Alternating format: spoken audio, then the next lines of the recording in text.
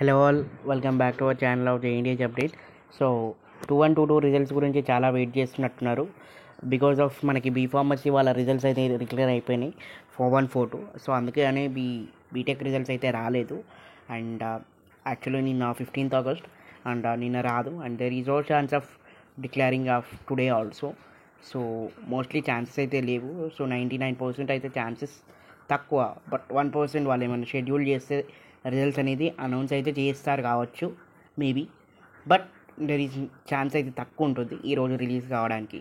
But next Monday or Tuesday or Wednesday ఈ 3 days లోపు మనకి రిజల్ట్స్ అయితే డిక్లేర్ అవుతాయి, ఎస్పెషల్లీ 2122 అయితే. So don't be worry about the results గురించి. మనకైతే ప్రొడక్షన్ ప్రాసెస్ అనేది కంప్లీట్ అయిపోయింది. ఓన్లీ రిజల్ట్స్ డిక్లరేషన్ మాత్రమే పెండింగ్ ఉంది కాబట్టి don't be worry about the results. And mostly upcoming డేస్లో మనకి రిజల్ట్స్ అయితే డిక్లేర్ అవుతాయి. అండ్ నెక్స్ట్ వచ్చేసి సో 3132 అప్డేట్స్. సో 3132 కూడా కరెక్షన్స్ అన్నీ కంప్లీట్ అయిపోయినాయి. ఓన్లీ రిజల్ట్ డిక్లరేషన్ ప్రాసెసే మిగిలి ఉంది. అండ్ అది మోస్ట్లీ మనకి ఎగ్జామ్స్ ఈ 2122 వచ్చినాక 1 week గ్యాప్లో మనకి రిజల్ట్స్ అయితే డిక్లేర్ అవుతాయి. సో ఐ హోప్ నెక్స్ట్ 2022 తర్వాత డిక్లేర్ అయ్యేటానికి ఛాన్స్ ఉంది. ఆర్ బై మంత్ ఎండ్ లోపు మనకి ఈ రిజల్ట్స్ అనేది రావచ్చు. సో మోస్ట్లీ 1 week గ్యాప్లో అయితే వచ్చేస్తాయి 3132 కూడా.